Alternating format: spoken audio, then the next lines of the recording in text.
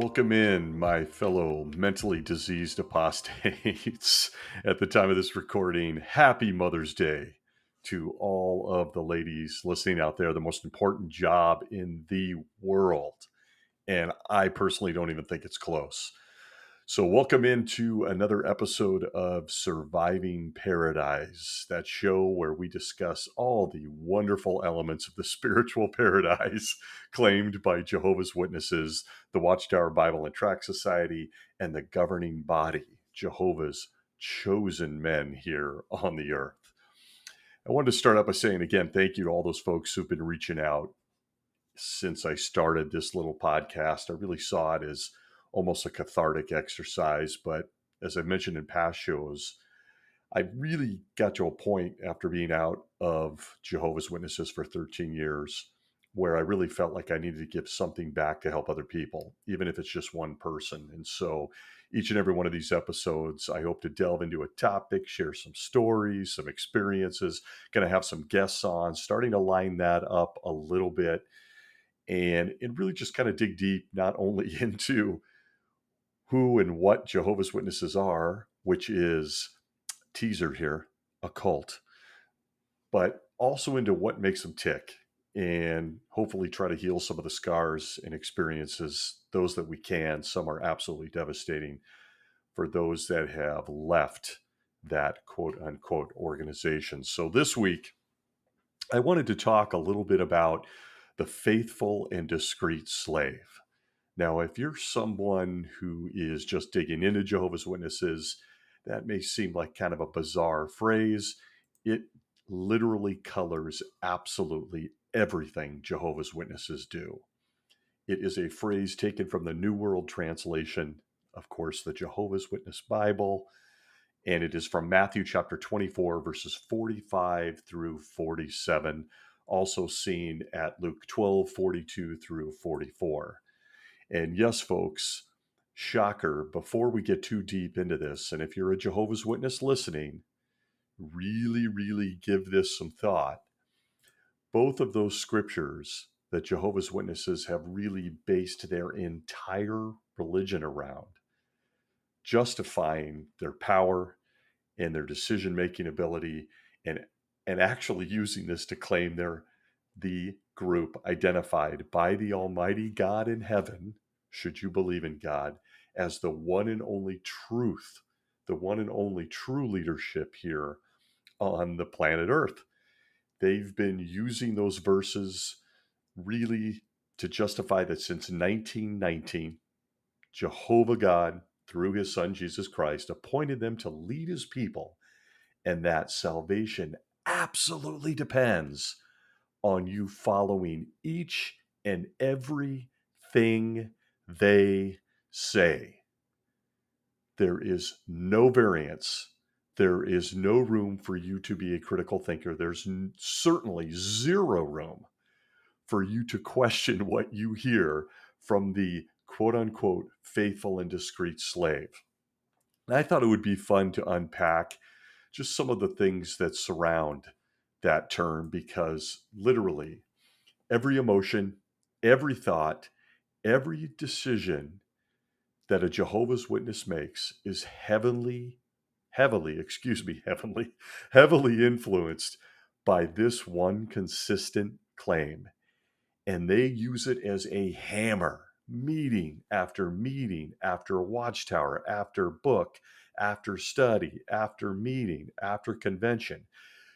Jehovah's Witnesses literally, by means of the governing body, and we'll get into that, the faithful and discreet slave, spend entire hours, weeks, days supporting and reminding you that they alone have all the authority to tell you what to do. In all the earth, only the faithful and discreet slave, as mentioned by Jesus at Matthew 24, because he was clearly talking about Jehovah's Witnesses when he said those words, only they alone are dispensing truths from the Almighty Sovereign Jehovah God. Any deviation or any disagreement with the faithful and discreet slave, so at the time of this writing, at the time of this recording, I should say, is now identified as only the governing body of Jehovah's Witnesses. Big change, folks. from those of us that have been associated with the witnesses for decades, which consists of roughly 8 men in upstate New York. Any disagreement, any deviation with what they say or do, or what they instruct you to think or to feel or to do, will result in you being labeled as an apostate and shunned, possibly losing everything, most especially family and people that you love. Because again, they alone are blessed by the God in the heavens with insight into spiritual matters. So I thought it would be fun to unpack this for a few minutes and really take a look at this claim regarding the faithful and discreet slave. And I want to mention just a quick history. For decades, the faithful and discreet slave were identified as all anointed ones. If you're new to Jehovah's Witnesses, that's the 144,000 that is out of nowhere taken literally in the book of Revelation as the one and only group of people that are going to heaven to judge all the rest of us and all of mankind. For decades, Jehovah's Witnesses taught that all anointed ones, all heavenly people on this earth, men and women, were part of the faithful and discreet slave. And then suddenly, Jesus, out of nowhere, decided in 2012, during the annual meeting for Jehovah's Witnesses, that all anointed ones were no longer part of the faithful and discreet slaves, despite the fact that they've been claiming they were since 1919, when Jesus personally chose this group. Nope, that had changed, and it had just become 8 guys in upstate New York. So keep that in mind as you take a look at this. Even as you're a witness and you're listening to this, it's entirely possible that you're thinking, oh, what's this guy talking about?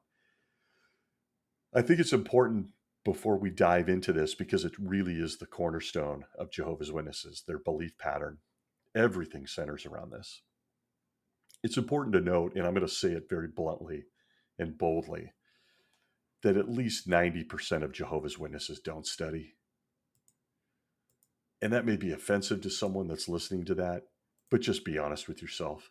And even for those of us that were witnesses, some of us that were elders that were used in high-level roles, for lack of a better term, I can't tell you how many elders I served with that literally had oversight in life and death matters in a congregation who never even read the Bible, much less never studied their own literature. So if you're a Jehovah's Witnesses and you're listening to this, you may think, oh my God, this guy's talking about the faithful and discreet slave, and no wonder he's an apostate. He's an evil person. Just know that the faithful and discreet slave has really changed faces over the years, from everything from all people going to heaven at one point to just Chuck Russell himself. Charles Taze Russell was the faithful and discreet slave. Then it became all anointed again. Then it back in about 1971, you had the implementation of the governing body. Yeah, that'll shock you, won't it? If you're not familiar with your own history, governing body really wasn't named such in capital letters till 71. And then more recently in 2012, again, I just want to interject here, and I'm sorry I'm all over the board. This is one of those that drives me nuts, as you can tell. During this time as a kid, I was always thinking to myself, wait a minute. The faithful and discreet slave, they're in charge of this organization. So I was growing up in the 70s, 80s, 90s, and I thought, well, that means women, sisters, who claim to be heavenly. And by the way, most of the people that I knew growing up that claimed to be going to heaven as the anointed, that were part of the faithful and discreet slave, were women. I thought, why is it that women never get to speak as to policy in this organization, or they're never elders or ministerial servants? Nope. They can judge everybody else from the heavens, but God forbid they actually be a book study conductor on Tuesday nights. So yes, Jehovah's Witnesses listening, there's going to be a ton of sarcasm. I can't help it, and you will see why. I will tell you that in 2012, when suddenly the faithful and discreet slave, their most important doctrine of Jehovah's Witnesses switched from all people going to heaven, which is an absurdity in to itself, to just 8 guys in upstate New York. If that doesn't raise a red flag in your mind, I don't know what will. But let's take a shot at it. Okay, shall we? So we're going to take a look in a really, to be honest, kind of a surface way at this doctrine of the faithful and discreet slave. And we're going to look at it at a different angle. Remember, it's claimed that those verses in Matthew 24:45 through 47 was a prophecy, that Jesus was talking about a bunch of people in the 20th and 21st century that were going to become absolute rulers in the heavens for all eternity. Okay, so, he's up there, he's in Jerusalem, he's talking to his apostles. Guess what? There's going to be this special group, Matthew 24:45 through 47, right? Jehovah's Witnesses or anybody listening, please read those verses in any Bible. Read them right now. Okay? That is not a prophecy. It's what we call a parable. It's a parable. He was not prophesying about some special group that was going to print billions of watchtowers. Not true. It's a parable. Shocker. They took a parable and turned it into a prophecy, pointing at themselves, claiming, see, we say so, so it's true. Look at these verses. There is nothing about Matthew 24 that is even remotely referring to a group of guys in Pennsylvania or New York that were going to lead us throughout all of eternity. It is a parable. And if you examine it closely and you look at ancient literature, I know, study, it's important considering this is all life and death, you will see that Jesus was most definitely talking about Joseph from a more ancient story from the Old Testament, not referred that during Jesus' time, but from the story of Joseph. Compare the text. It's a parable. The witnesses have long taught that the faithful and discreet slave extended from 33 CE to today, to Pentecost. But as I mentioned, that changed. Jesus changed his mind. Now it is only the governing body of Jehovah's Witnesses. At one point, the governing body itself wasn't even started till 1971. So yeah, you're probably naturally having a few questions right about now. Okay, if I do the math, who was the faithful and discreet slave from 1919 when Jesus chose these guys to 1971? We could go further. Who's a faithful, discreet slave from 33 CE and Pentecost up till 1990? Not explaining. Don't look behind the curtain. These guys say so, so it must be true. They've taken a parable out of Matthew 24 and turned it into a cornerstone doctrine that has literally affected, damaged, and quite literally destroyed the life of millions of people over the last century. Millions of people. It's truly staggering. We could take this apart piece by piece and ask some very natural questions like, why does Jesus change his mind so much? How did this group of guys take a parable and turn it into a prophecy about themselves? There's a lot of questions, but I kind of want to take a look at a couple. Despite all of these massive discrepancies, I encourage you to set aside all those important facts and focus on what I would consider, lack of a better term, a spiritual side of matters. It's irrelevant at what point we lived on history's timeline. It's irrelevant. At that time, strict obedience in this belief was demanded. You must accept this, and you not only must accept this, but you must tell other people that they too must accept it through the preaching work, or else they're all going to die. Doesn't matter what decade or what time period you lived in. It wasn't enough for people to believe the claims I'm about to share with you, that most importantly, that they were the authority, but they were required to tell them to others. So you can see at what depth this doctrine goes. And this is just one shot at probably many episodes where we're going to talk about this one. But make no mistake, despite seeing Jeffrey Jackson get on the stand during the Australian Commission where they were caught hiding pedophilia and child abuse, well over 1,000 pedophiles in Australia, despite Jeffrey Jackson getting on there and lying and trying to wordsmith his way out of this doctrine that they were, in fact, the ultimate authority appointed by Jesus himself from 1919 onward, it's in print. It's in print by the billions of pages. If you go to a meeting, if you go to a convention, if you go to an assembly, the faithful and discreet slave, and of course now more focused solely on the governing body, never mind all you other anointed folks going to heaven, the 8 of us are smarter than you. Despite that, it is the cornerstone of every meeting, every belief.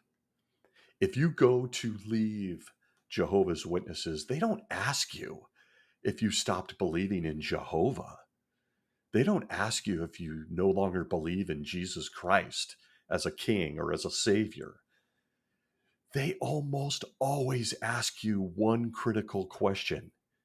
And that question is, do you believe that the governing body is God's authority here on the earth? That's the question. And if you waver on that, you're an apostate.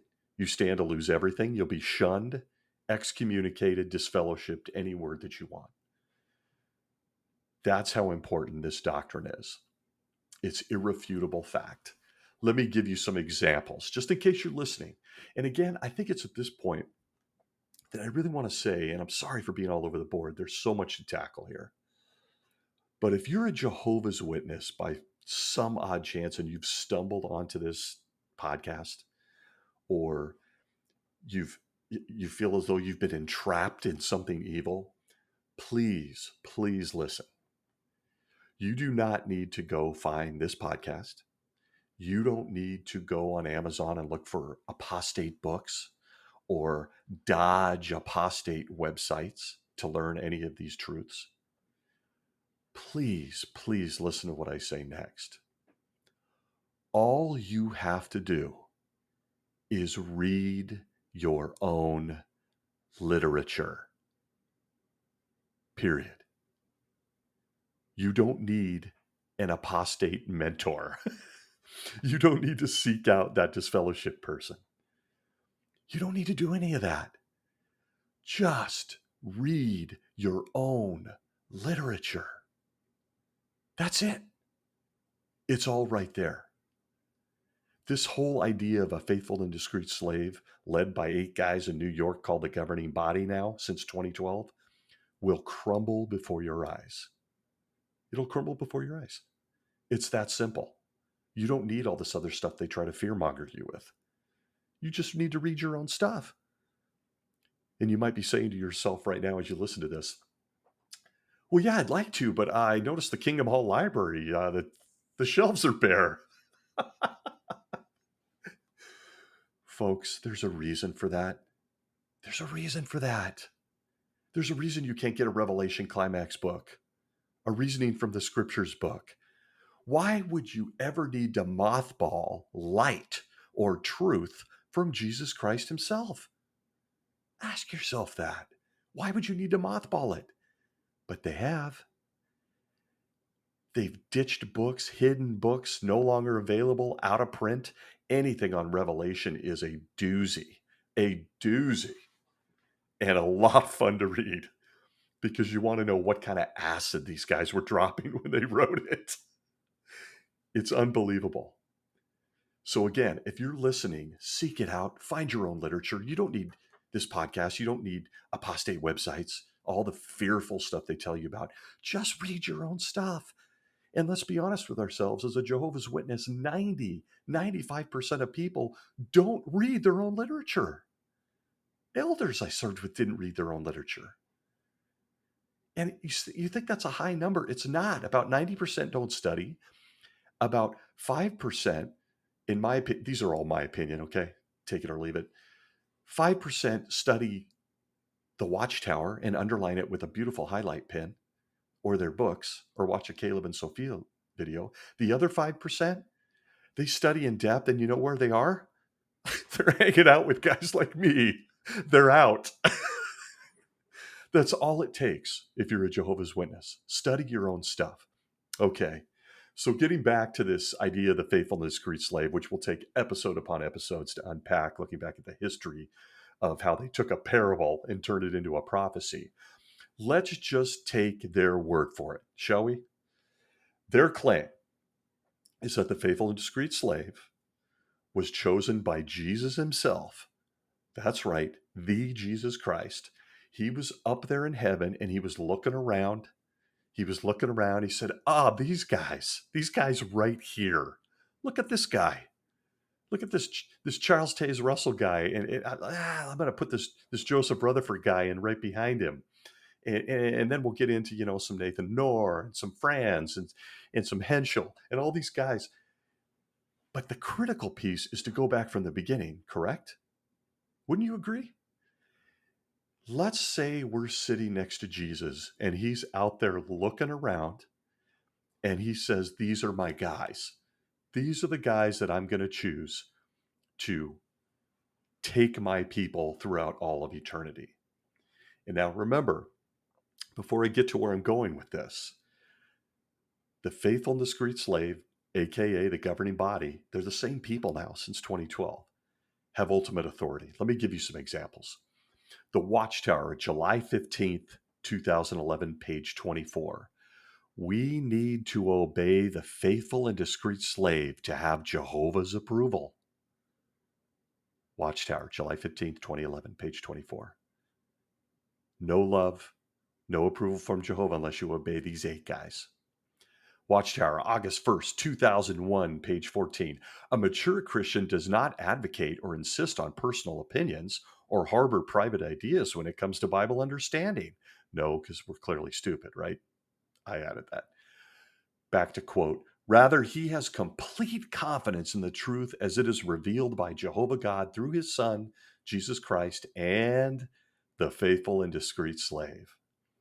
February 15th, 2009, page 27, quote, since Jehovah God and Jesus Christ completely trust the faithful and discreet slave, should we not do the same? February 15th, 1983, Watchtower.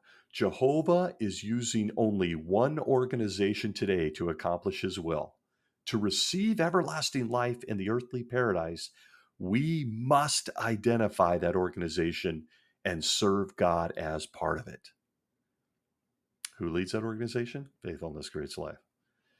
February 15th, 83, again, page 17, quote, Jehovah God used the Bible to be written in such a way that one needs to come in touch with his human channel before one can fully and accurately understand it. True, we need the help of God's Holy Spirit, but help comes to us primarily by association with the channel Jehovah God sees fit to use. End quote. Watchtower, February 15th, 1983, page 17. I could go on for an hour with this kind of stuff because it fills the billions of pages of Jehovah's Witness literature. No one can understand the Bible. No one can have a relationship with God. No one can get everlasting life unless they're hanging out with the faithful, discreet slave and obeying everything they say. We're going to get into that. One final one, July 1st, 1973, quote, Jehovah's organization alone in all the earth is directed by God's Holy Spirit or force. Talked about this in the last episode, God magic. Only this organization, let me back up, only this organization functions for Jehovah's purpose and to his praise. To it alone, God's sacred word, the Bible, is not a sealed book. The Bible is apparently sealed to everyone else, unless you're a Jehovah's Witness following the faithful and discreet slave. There you have it, folks. There you have it. it, it truly is the cornerstone of this religion, an authoritarian take by about 8 guys, give or take, when one passes away, that are in upstate New York. We just saw some Jeffrey Jackson, the Australian Commission, lying his ass off on the stand, just lying. It was brutal to watch. And yet he claims he was chosen by Jesus Christ. Okay, so I digress. Let's get back to this now. They claim that, again, Jesus Christ was in the heavens and he was looking around and he said, these are my guys. These are my guys. Look at them. So faithful, so amazing, so filled with truth. Wouldn't you agree that with that kind of a claim, it's important to go back to that moment and see, I wonder what Jesus saw. I wonder what he was looking at with these guys. Friends? God, I just said friends. If you're laughing and cringing out there, you know what that means. Friends. I've got some for you. I've got a small collection of the type of wisdom that Holy Spirit, Jesus himself, and the faithful and discreet slave were dispensing at the proper time. Remember that parable that went full prophecy among these people. Are you ready for some examples? I repeat myself a lot, but I'm going to say it again. Keep in mind that at this point, they claimed Jesus was looking around and said, here's my guys. What wisdom they're dispensing. What love. Let's take a look at some examples. And yep, I'm going full quotes on some of this stuff. And again, if you're listening strictly for entertainment or it's fun, I love you. Thank you. It certainly makes me laugh. If you're listening to someone who's concerned and hurting, I'm sorry. I hope that you will take the time to not take my word for it on this podcast, but you will go seek this literature out. It's yours. No one else made this. This is ordained by Jesus, remember. I hope you will take that time to study and do this work for yourself. That's what this is all about. You can't come to any kind of peace or decisions in your life until you do it yourself. So here we go. Let's take a look at some examples of what Jesus saw when he was scoping out and he'd identified the faithful and discreet slave. Of course, it brings up a question, right? In Matthew 24, did he already know who he was going to pick when he was reeling off that parable? Who knows, guys? So many questions. So many questions. Here we go. Did you know? I'm going to start to dispense some wisdom from the pages of the literature that the faithful and discreet slave was pumping out at the time.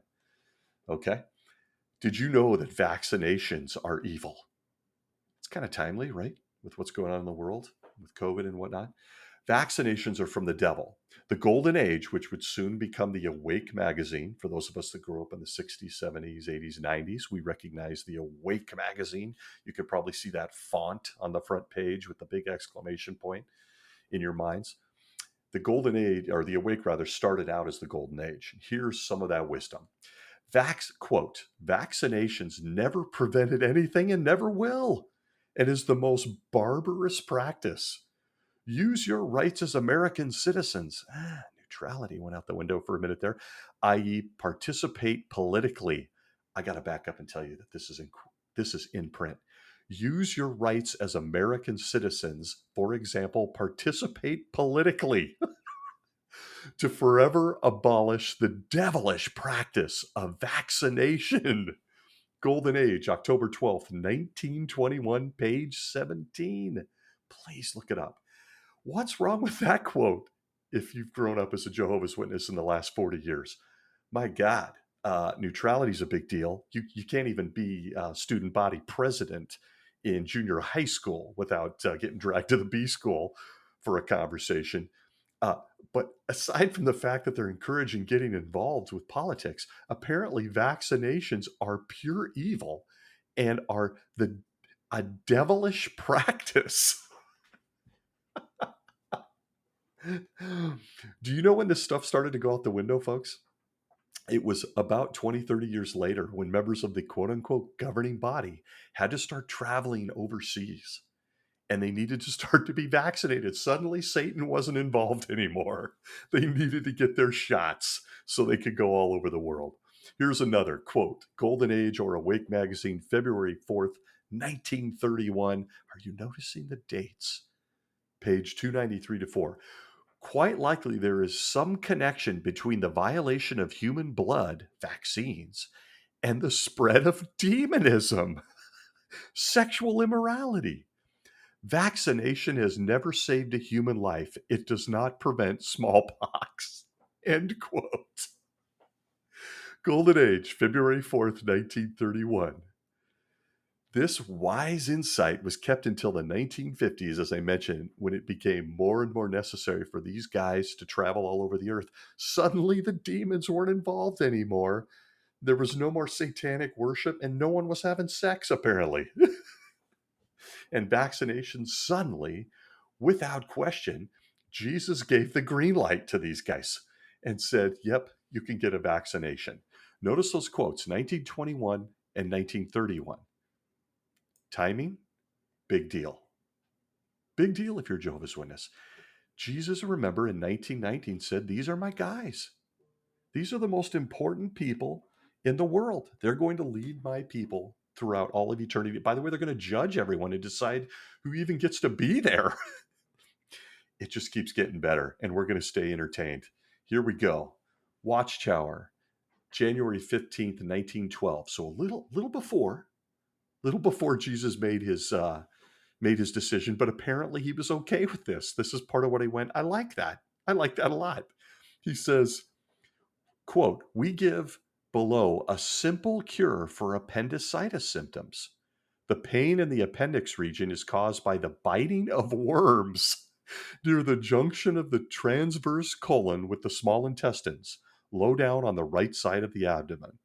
This remedy is recommended also for typhoid fever, which is also a worm disease.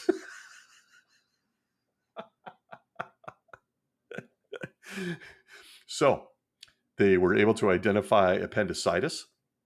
And then after Jesus chose them in 1919, they came back with the cure for appendicitis.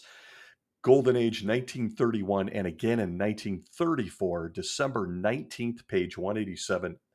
Quote, appendicitis, take 1 ounce of elder blossom, peppermint, and yarrow, and simmer in 3 pints of water. Take a wine glass full every 15 minutes. Do not be afraid of the perspiration caused, or if you vomit, you will be better off with an empty stomach. You can't make this stuff up. And aside from the sheer insanity of it and the entertainment value on a podcast, think back to this time period, folks. If you were someone that came into association with Jehovah's Witnesses at this point in your life, you were expected to believe this. We already read the fact that you couldn't question the faithful and discreet slave, later to become the governing body. You couldn't question them. You'd be excommunicated. You'd be shunned.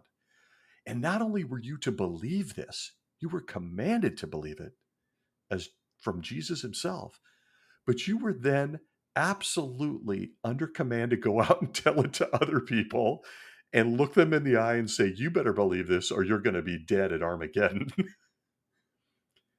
It's stunning. If it wasn't so absurd, if you couldn't laugh at it, it's absolutely devastating because decades worth of people made spiritual decisions regarding their faith based on this shit. It's absolutely unbelievable. And the same mock authority, the same claim to authority exists today.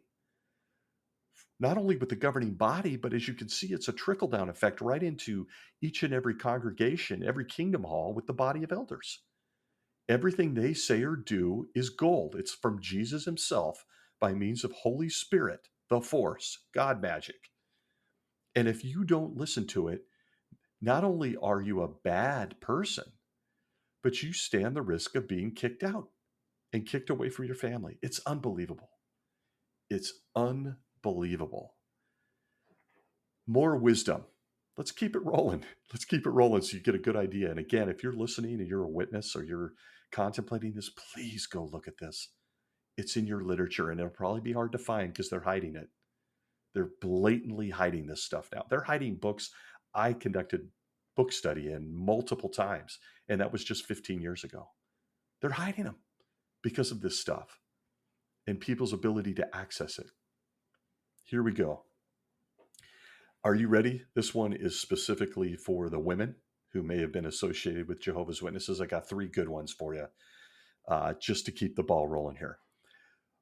The Awake magazine, August 22nd, 1967. I was a whopping 8 days old when this brand new light hit the pages.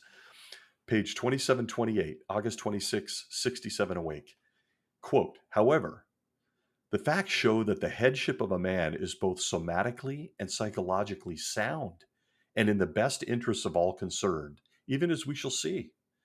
Thus, a leading authority on the human body, Soma, Gray's Anatomy, 1966 edition, not the show, tells the interesting fact that as regards the human skull, there is no difference between the male and female until the time of puberty.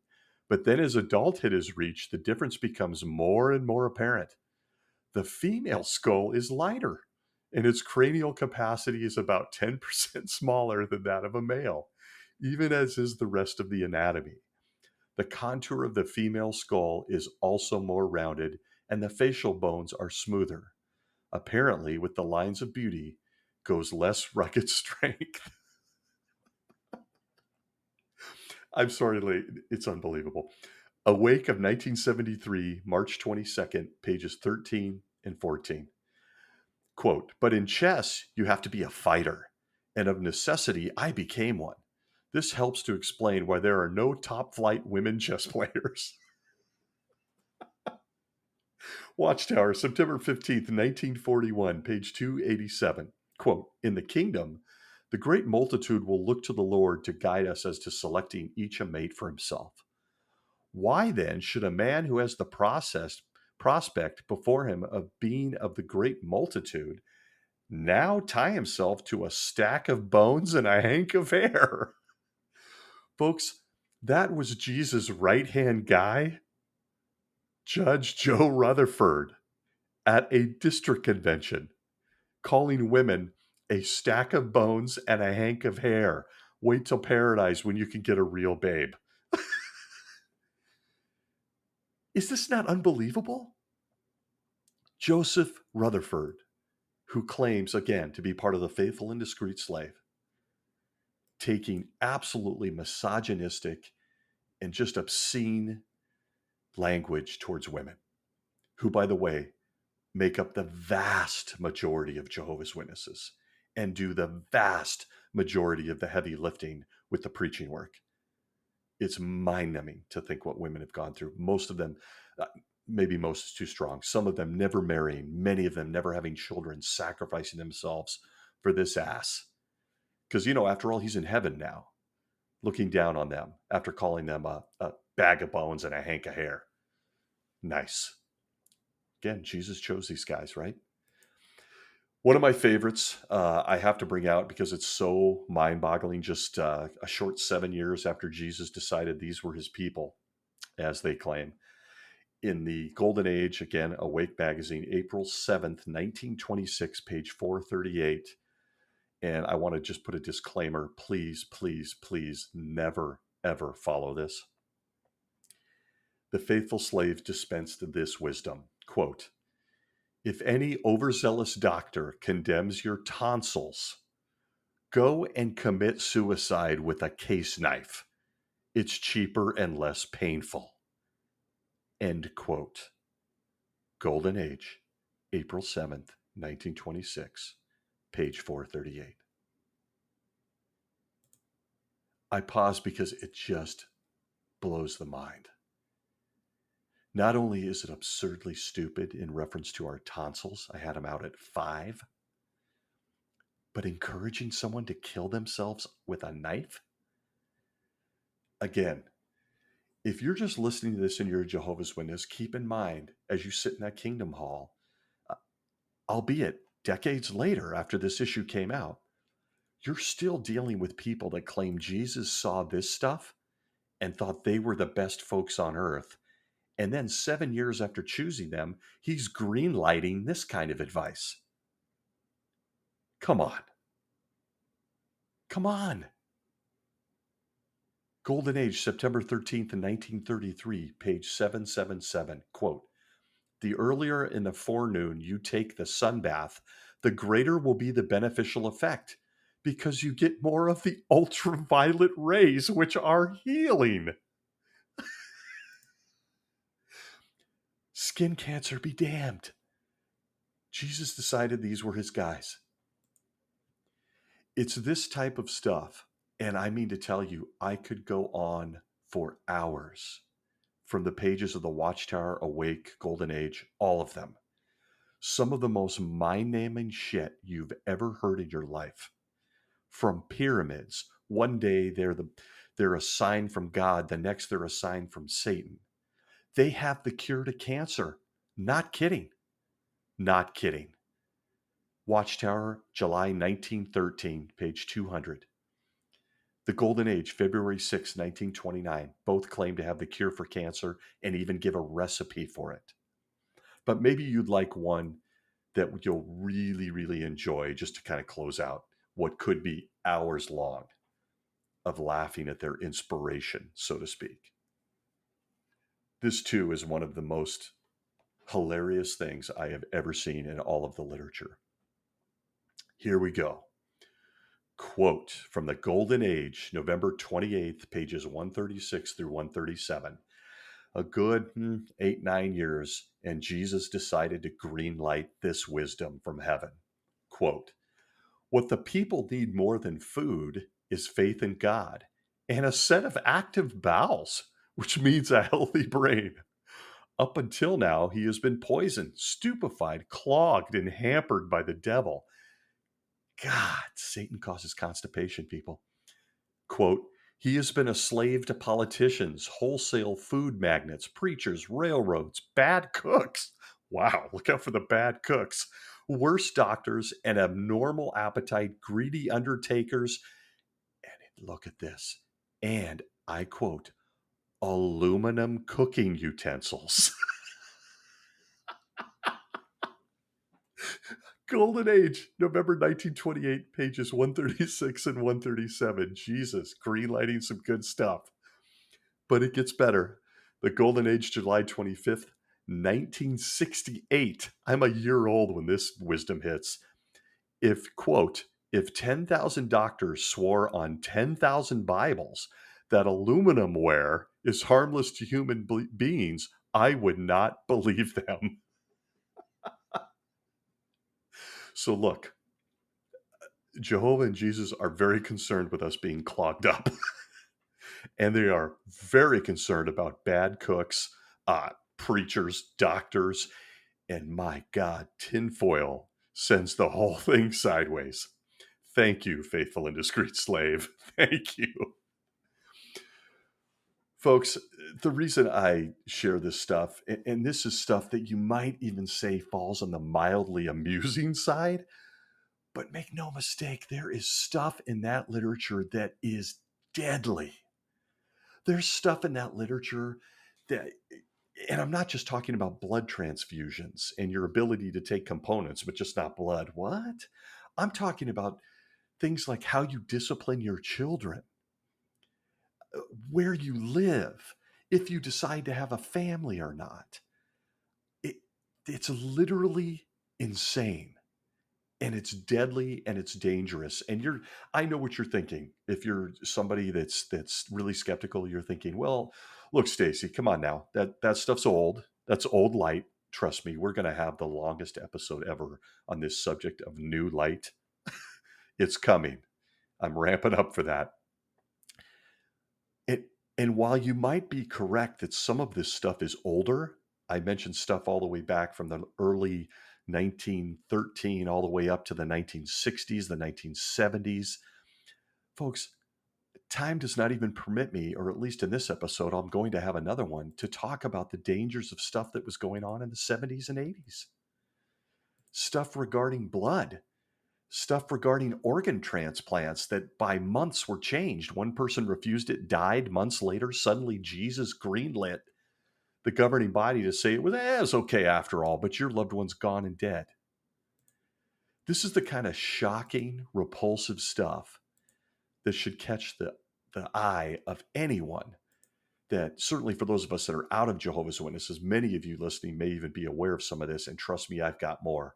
We've got more episodes ahead on this. If you would like, let me know. But for those that are listening and you're thinking about this, just please keep in mind the claim from the parable. Yes, it's a parable. It's not even a prophecy. So the whole thing's just bad right there. It's not a prophecy. It's a parable. But if you want to believe it's a prophecy, keep in mind that the claim is in 1919, Jesus Christ, creator of the universe, under his Father's watchful eye, creator of human beings, DNA, outer space, the Milky Way, microbiology, every animal you've ever known and seen, that guy was greenlighting this type of advice to the people that he handpicked in all the earth. Come on now. Please take some time to really give that some thought. Outside of the insanity of it, just please, please give it some thought. As we close, as regards this issue of a faithful and discreet slave, this I promised in my first episode I'm going to go into my childlike mind and some of the thoughts I've had since the early 70s as a young boy listening at meetings. As you go into this issue of the faithful and discreet slave, you begin to see that it's completely fabricated. It's nonsense. It's men. It's a cult. I'm going to blatantly say it. They're demanding loyalty and strict obedience, not to a God, if you believe in God, but to them. It's an absolute fact that these verses in Matthew 24 are a parable and in no way, shape, or form a prophecy, especially not a prophecy about a publishing organization in the 20th and 21st century. In the end, as a boy, I always thought there was an overwhelming amount of irony in the use of the phrase discreet slave. Consider for a minute as we close what it means to be discreet. Okay, again, it's a parable. Put that aside. Let's hone in. Discreet. A couple of definitions to consider. The American Heritage Dictionary of the English Language, 4th edition. Discreet, marked by exercising or showing prudence and wise self-restraint in speech, behavior, circumspect, free from ostentation or pretension, modest. Random House, Kernerman's Webster's College Dictionary, 2010, judicious in one's conduct or speech with regard to keeping silent about a delicate matter. Kerneran English Multilingual Dictionary, 2006 to 2013, discreet defined as wise, cautious, and not saying anything which might cause trouble. Friends, oh God, I said friends. Somebody kick me. Friends. I can't believe it came out of my mouth. Folks, as you read through some of these quotes that spanned 5, 6, 7 decades, really ask yourself some of the key questions to this. Okay? Once again, the entire premise of Jehovah's Witnesses is flawed because it is based on Matthew 24, 45 through 47, which is a parable, not a prophecy. Jehovah's Witnesses, most specifically the governing body, have taken a story, an illustration, and created an absurd foundation for their entire religion. But putting that completely aside for a minute, let's just look at what this means in terms of being discreet. Okay, let's say you're like, come on, Stacy, I've been listening, and I those things don't exist. That stuff you read isn't in the literature. Please know it is. I can't make that up. It's there. It's in print. You can find it. You're going to have to work because they've hid it. It's hard to find some of this old stuff now, even going back 15 years. Insight books are obsolete. My God. But ask yourself the following questions, okay? In light of the definitions of just the discreet and slave, just using those words, toss out everything you've heard. Ask yourself this. Does a discreet organization judge other people, religions, or institutions? Go ahead and look in the New World Translation at Matthew 7, 1 through 5, Luke 6:37, James 4:12. Does a discreet organization judge other people? Second question, does a discrete organization distribute millions and millions and billions of pages of false information to literally millions of people, claiming it has God's blessing, that God is directing them, that Jesus greenlit this stuff, and then change it later after people's lives have been damaged and affected? Question three, does a discrete organization claim it alone is the channel by which God communicates with mankind? How did that go? A text message? What? Number four, does a discrete organization go beyond the things written? 1 Corinthians 4:6 for you Bible lovers. By telling its members how to live, apply medicine, have sex, educate themselves, dress, groom, shave, what to watch on TV, who to associate with, when the Bible is completely silent on all of that? It tells you to use your brain? And finally, does a discreet slave subject others to public discipline and a lifetime of shunning from family and friends just because you don't agree with their opinion? On matters the Bible is silent on?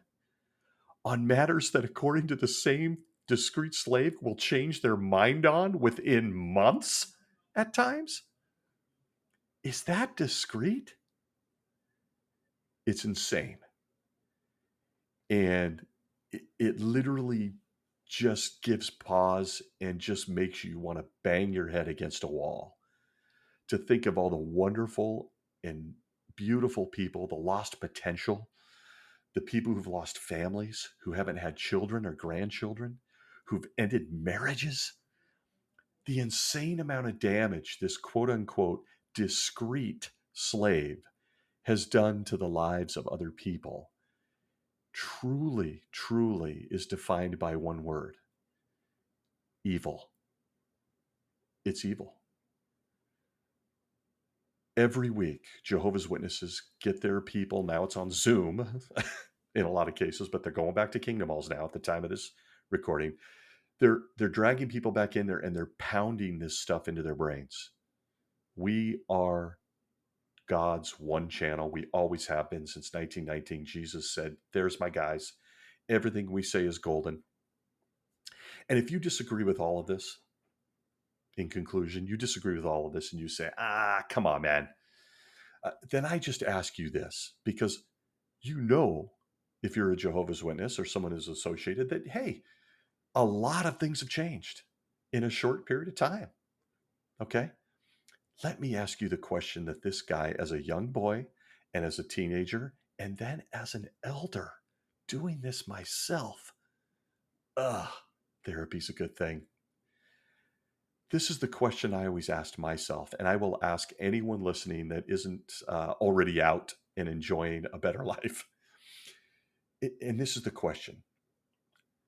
With all of these changes and all this new light, and I'm going to bring this up several times on this podcast, with all of these things, it's in print. It's okay to get your tonsils out. Please don't kill yourself. They do not have the cure for cancer. Okay? Women are incredible creatures, every bit as great, awesome, equal, strong, and intelligent as any man. I think you would agree with that, but this is what your faithful slave popped out. So here's my question in conclusion. If all of this has changed and you just think I'm being critical or that I'm just reading the juicy stuff, let me ask you this. Are you not responsible? Is not your whole reason on this earth right now to save lives, to save all the rest of us from Armageddon? If all of those people during all of these decades saw, read, and heard this nonsense at their doors or at a convention or at a Kingdom Hall, and it has changed, what are you doing to go back and find each and every stray sheep? Because Jesus would leave the whole flock to track down one. Each and every person that heard this old information and based their decision to not be a Jehovah's Witness because they thought it was nuts, most people will, that what are you doing to go back and fix it? You're responsible for that person's life, for their decisions. You taught them BS, despite the fact that you're being spoon-fed week after week after week, that Jesus greenlit this wisdom from heaven through the governing body of Jehovah's Witnesses. I'm going to leave you with that thought. I don't have much else to say. If I'm wrong and all of this is wrong and you don't want to do the study, which is 90% of Jehovah's Witnesses, I'll say it. I'll be blunt. And I'll take every comment on YouTube or the other podcast hosts. Please send me a note. My experience in my life, 90% did not study, 5% to study the literature real good. The other 5% studied and left. That's my experience. But if you go and you find this is true, what are you doing to fix it? We'll have a whole episode on blood guilt, because you can see Tony Morris, what a delightful guy he is, on the governing body in recent district convention talks. They're everywhere, folks. They're all over the internet. They're on jw.org, where he talks about people not going out in service as being blood guilty. So if you're going out in service and telling old news, or these people from these decades got old news, what are you doing to fix it? Folks, that is where I will stop. I felt almost like a rant this week. I felt like this was almost a rant, but this is one of those subjects that I was long intrigued with as a kid. And I know that when I made my journey out after being removed as an elder, and I stuck around for another 2 to 3 years, very covertly studying, traveling the world, visiting grave sites, looking at financial records, last will and testaments, I dug in deep. And this was always probably the primary issue, outside of a couple others I'll share in a future episode, as to what literally would just have me laying in bed staring at the ceiling at night. How and why. And then, of course, you have to deal with the emotion that you bit off on it, that you believed it, that you wasted even 5 seconds of your life, much less decades, believing that these guys in New York were chosen by Jesus himself to dispense this kind of stuff. So I leave you with that. And I say only briefly that I am a survivor of spiritual paradise, as is the namesake of this show, Surviving Paradise. And you can be too. Please, I encourage anybody listening, and for those of my friends like me that are out and will always be fascinated with this, just like I am, thank you for listening. I truly appreciate all the great DMs, messages, and comments I'm getting on YouTube, on the social media sites. Absolutely fantastic. I can't wait to move into a format where I'm bringing some of you on, where we can talk about some fun stuff like chasing cheese danishes at the circuit assembly before they were all gone and having to settle for apple danishes. God, that was brutal. So thank you for joining me this week. Please do leave me the comments, like, subscribe on YouTube, or follow me on all the major podcast hosting sites. I thank you to all my fellow mentally diseased apostates who are enjoying a good life. And for those that need comfort, lots and lots of love today and every day. So thank you once again for taking in this episode of Surviving Paradise, and we will see you next week.